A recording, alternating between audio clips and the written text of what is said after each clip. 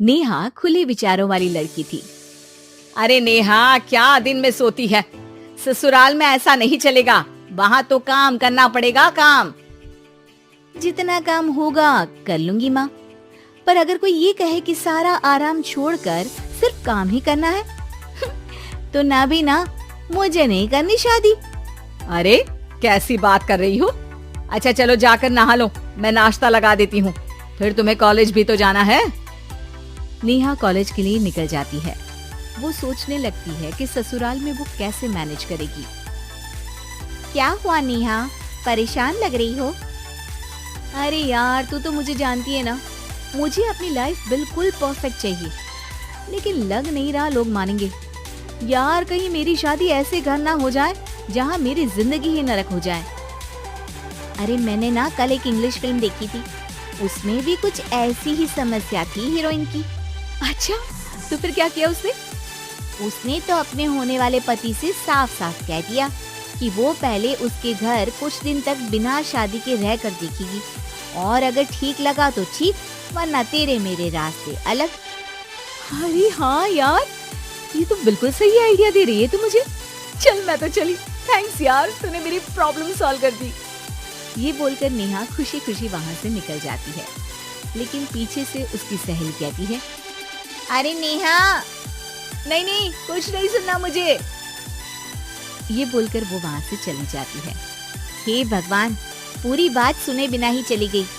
अरे वो तो विदेशी फिल्म थी, वहाँ सब चलता है, लेकिन ये तो भारत है, सभ्यता और संस्कारों वाला देश, जहाँ शादी से पहले लड़की को ससुराल में नहीं रखा जाता। खैर, नेहा मस्त होकर घर आती है।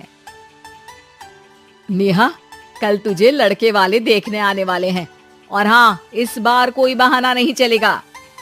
हाँ हाँ, आने दो आने दो, मैं तैयार हूँ शादी के लिए।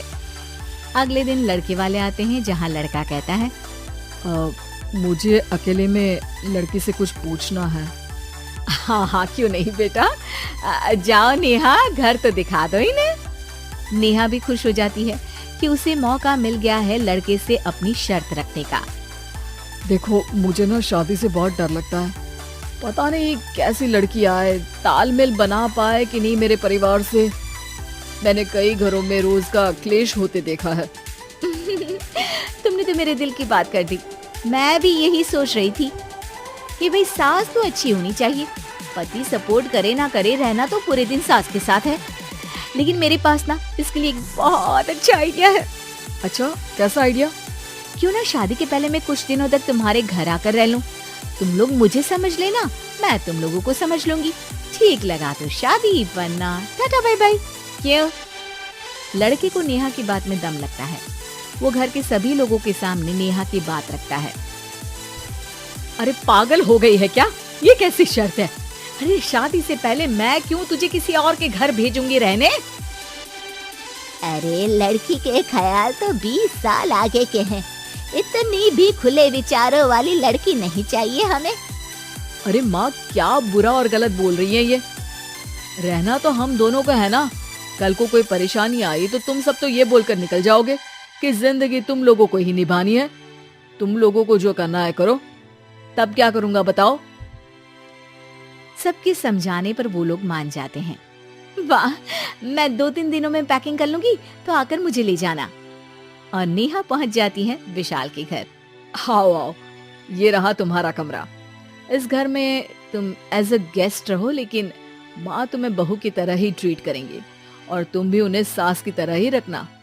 बस फिर क्या था, शुरू हो जाता है लिव इन सास बहू का ड्रामा। अरे चाय तो बना दे बहू। जी सासू माँ, अभी लाई।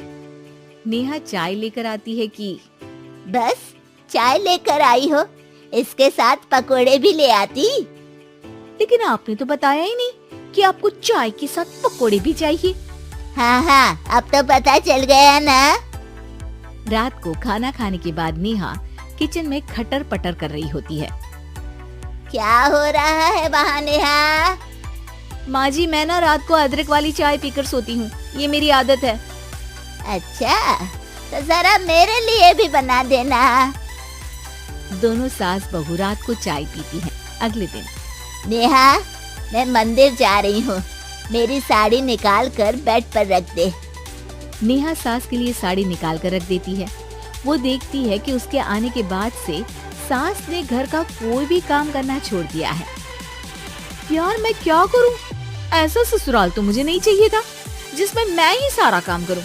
मैं तो ऐसा घर चाहती हूँ जहाँ सास और बहू दोनों मिलकर किचन में काम करें। हे भगवान, रात को चाय पी ली, पेट में गैस बन गई, अब तो चला भी नहीं जा रहा है। मुझे तो ऐसी बहू चाहिए जो हेल्थ के प्रति कॉन्शियस हो, क्योंकि वो ठीक रहेगी तभी तो मैं ठीक रहूंगी। दोनों समझ जाती हैं कि वो लोग एक दूसरे के लिए नहीं बने हैं। अगले दिन नेहा, जरा चाय तो ले आना। नेहा चाय के साथ चिला भी बनाकर ले आती है। सास खा पीकर सो जाती है। अगली सुबह तेरी बुआ सास आ रही है, उसे मैंने तेरे बारे में बताया है। तभी वहाँ गंवार से एक महिला आ जाती है। चलो यहाँ से निकलो, कुछ नहीं है खाने के लिए, जाओ। ए नेहा, तमीज से बात करो, ये मेरी ननद यानी आशीष की बुआ है। हाय रे दैया, इतनी आकड़ वाली लड़की। अरे यही है ना जो शादी से पहले ही आकर बस गई है यहाँ पर। बस नहीं गई हूँ, बसना है या नहीं ये डिसाइड करने आई थी, लेकिन इन लोगों के रिश्तेदार इतने गंवार हैं, तो मैं तो ना कर रही इस घर में शादी। अरे भाभी, और क्या कमी थी हमारे आशीष में जो आपने ऐसी लड़की की शर्तों को मान लिया? अरे वो तो आशीष के कहने पर मैं झुक गई, वरना ऐसी लड़की को तो मैं घर में घुसने भी ना दूं। ए हेलो, ऐसी लड़की कैसी लड़की? हाँ, बिना समझे बुझे शादी कर लूं? अब तो समझ गई ना कि हम लोग गांव के हैं। भाभी को खाट पर सोना और रिश्तेदारों का गांव से आना जाना तो लगा ही रहना है इस घर में। हाँ हाँ, मैं तो किसी मॉडर्न घर में शादी करूंगी। ये बोलकर नेहा वहाँ से चली जाती है।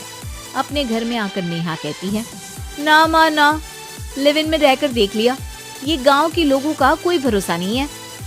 खैर, नेहा की शादी एक मॉडर्न घर में हो जाती है, जहाँ सास कहती है, हे नेहा, मैं टेनिस खेलने जा रही हूँ, आओ तो जूस बनाकर रखना, और हाँ, वॉलनट्स और ओट्स भी बना लेना। जी माँ। माँ मॉम बोलो डार्लिंग, माँ इज ओल्ड फैशन। बेचारी नेहा सर पर हाथ रख लेती है। हे भगवान, ये सास तो सास ही होती है, गांव की हो या शहर की।